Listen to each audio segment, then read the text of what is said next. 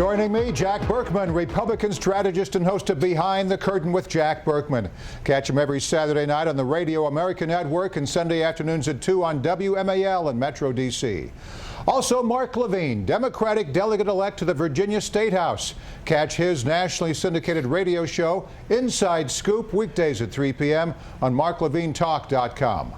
The Republican candidates for president clashed over national security in the first GOP debate since the terror attacks in Paris and San Bernardino, California. I'd like to start with a 90-second clip of the highlights. Trump says we ought to close that internet thing. Donald, is great at the one-liners, but he's a chaos candidate. And this is what it's like to be on the floor of the United States Senate. Endless debates about how many angels on the head of a pin from people who've never had to make a consequential decision. Donald, you're not going to be able to insult your way to the presidency. It's actually merciful if you go ahead and finish the job rather than death by 1,000 pricks. So you are okay with the deaths of thousands of innocent children and civilians? It's like, You got it. So when you ask yourself, whoever you are that think you're going to support Donald Trump, do you believe in the Constitution? They can kill us, but we can't kill them. That's what you're saying. If you want something talked about, ask a man. If you want something done, ask a woman. Well, I think if you're in favor of World War III, you have your candidate. Virtually the entire early portion of the debate was Trump this, Trump that, in order to get ratings, Mr. Trump, I guess. I've gotten to know him over the last 3 or 4 days. He has a wonderful temperament. He's just fine. Don't worry about it. Ted, you support legalizing people who are in this country illegally. That for Marco to suggest our record's the same, it is like suggesting the fireman and the arsonist have the same record because they're both at the scene of the fire. are you ready to reassure Republicans tonight that you will run as a Republican and abide by the decision of the Republicans? I really am. There you go. Why watch the debates when you can watch the hours of the week that was? 90 seconds, you've got it all. Fiery stuff. Let's talk about what losers and winners. Jack, you first, and finally somebody gave Jeb Bush some lines he could use. Maybe too little too late, but at least Jeb had some lines. Yeah, Jeb Bush was a winner. It's just, as you say, Morris, it's too little too late. I mean, he moved left. He hit Trump on the Muslim thing because he had all kinds of room to roam. Marco Rubio wisely did not. He avoided that. I don't know. I continue to think the big winner of the night was Donald Trump. I was a little surprised, and I don't know if the rest of the commentariat agrees with me on this, but Ted Cruz was attacking Trump. He was attacking Rubio. He was just attacking everybody in all directions. He was talking over Wolf Blitzer. I don't think he helped himself. I really think Cruz should be taking the position, I can't catch Donald Trump, but I'm betting that Trump will implode, and I'm going to hold my position as the conservative alternative. He's not doing that. Well, I think he's thinking that, and I thought he had some good lines. Mark, who were the winners and losers in your book? Well, I agree with Jack that Cruz is waiting for Donald Trump to implode, and then he can take over. I did think it was an interesting exchange between Marco Rubio and Ted Cruz. I think they are the leaders, and they may well be, despite the polls. And it was fascinating the way they were talking about immigration. Ted Cruz basically wants to allow the immigrants to come here and work. He just doesn't want to allow them to become citizens and vote. So that's sort of an old One problem, Morris, one problem with this. I was a little surprised by Rubio that he wants immigration to be so salient, because that's the issue that the base holds him out as a left-winger. So the more, in my book, the more you talk about that, the worse it gets. If I were Rubio, I'd be focusing on foreign policy. He was asked the question, Jack. I mean, he really couldn't avoid the question. But he's continuing this week. I mean, the media is presenting it as a kind of victory. It's a victory in the debate war, but I just don't know if it helps him with the Republican base. And there's been a great deal of focus on the immigration exchange between Marco Rubio and Ted Cruz. Cruz criticized Rubio for supporting immigration reform. Rubio hit back, saying Cruz's stance isn't any different. My question, do voters really care? A new poll by the Associated Press finds 56% of conservative Republicans would prefer a candidate who would keep Obama's immigration action in place. So, Jack, is this a winning issue or a non-issue? Well, we'd have to see more polls. I mean, I think immigration, I don't think there's any question that immigration is really salient among the Republican base, Morris. I think, though, the big issue, and this is the number one reason why Trump is in the lead, even more so than just the anti-establishment trends, is the war on political correctness. This idea that you're not free to speak. Republicans have cared about this for years. People have been afraid to talk about it. Trump is not afraid. He's bringing everybody out of the shadows.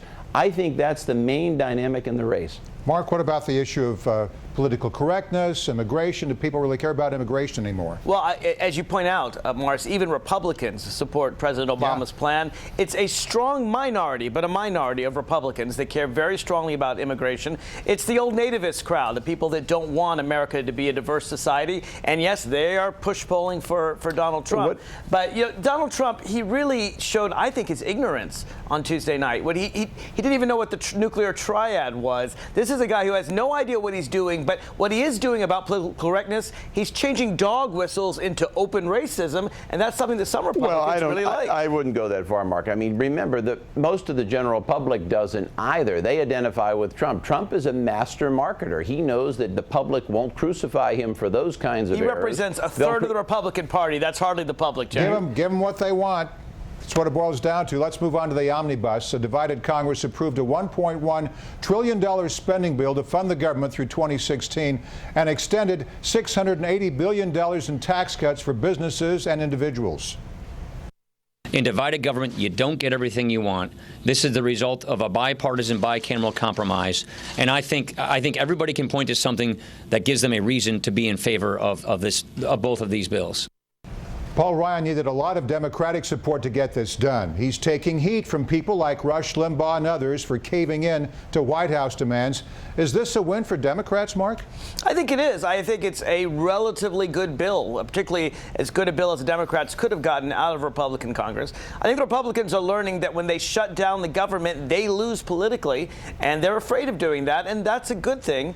And listen, there are a lot of things in the bill that I don't like. I don't like these massive tax cuts that increase the deficit that Republicans seem to always want to do. I understand they want to give benefits to their political contributors, but still, overall, I thought it was a fair bill. Paul Boehner. Oh, excuse me, Paul Ryan. I forget. I forget. Same thing. Paul Ryan. He is the same thing. Paul Ryan really should be ashamed of himself on this, agreeing to $1.6 billion for the purpose of resettling Syrian refugees in the United States. What is going on? He should have fought on Planned Parenthood. Well, he's a moderate. He's taking himself out of the presidential game. I think a lot of conservatives, Rush Limbaugh, and Drudge Report was a giant giveaway. Do you follow that line that this is just a big giveaway? I mean, what's going on with your party? Very much so. I think Paul Ryan just wants to wrap it up. He wants to keep his image pristine with the establishment media. They like him. He wants to keep it that way. But I think Paul Ryan should have.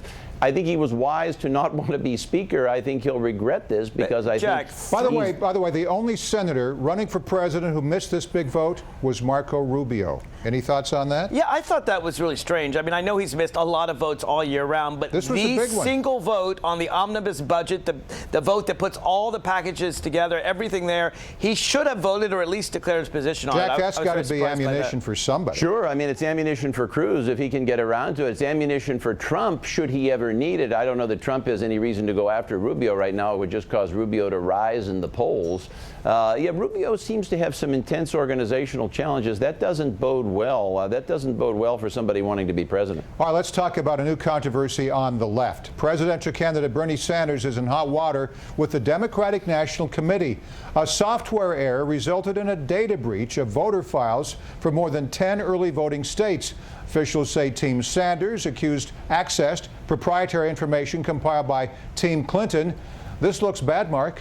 It's very interesting to watch the finger pointing here. We really don't know exactly what went on. Who caused the software error? Was it the manufacturer? I have to say something. I use this myself, my own campaigns. Virtually every Democratic candidate does. It's a voter file of the people who vote for Democrats. What's your password? I'm not going to tell you, but okay. It's a very, very important database. The question is, and we really don't know, whether the Sanders staffers did as they said they're doing. They used a breach of the firewall, the software error, to show that there was a mistake in the software, or whether they actually were basically downloading stuff. I'll tell you this: the guy was fired who did it, and I think the Sanders and the DNC should work together to really quickly resolve it. Make a prediction, make some news, Jack. We'll make some news. The race will be on the Democratic side, not the Republican side. The Republican side is going to be wrapped up by the end of February, the beginning of March. Really? Trump will wrap that up quick. Wow. Bernie Sanders is going to score some early upsets against Hillary Clinton. I think right now, Her Majesty HRC is furious with the DNC. You want to lay money on those bets, Jack? This will help. I think you're wrong on both counts. This scandal will help Bernie Sanders. You're wrong on both counts. Bernie Sanders may well win New Hampshire and a couple of other states. That will be it. But the Republican contest over by February? Are you kidding me? I'd love to put money on that one. All right, we'll bet dinner. Okay. When does my 401k go up in value? That's the other question I've got for you, Jack. It's hurting The 12th of never. It goes up on the 12th of never. Remember the old war song? I do. All right. The latest poll shows Hillary Clinton cruising in Iowa, however. In her own words, what difference at this point does it make, Jack? She's not concerned about this. You seem to be thinking something else. In her mind, she's already moving toward the general. She's already moving to the right. She's already she's already preparing for the general election. She has no opposition. I think Bernie Sanders will surprise her. One of the things I'm seeing is that while married women, women 40 and up strongly support Hillary. Under 40, they support Bernie Sanders. I think you could see some real action in these primaries. I think people have forgotten about the Democratic side, and I think a major surprise is coming. Well, the Democrats are letting people forget by having their debates on the weekend.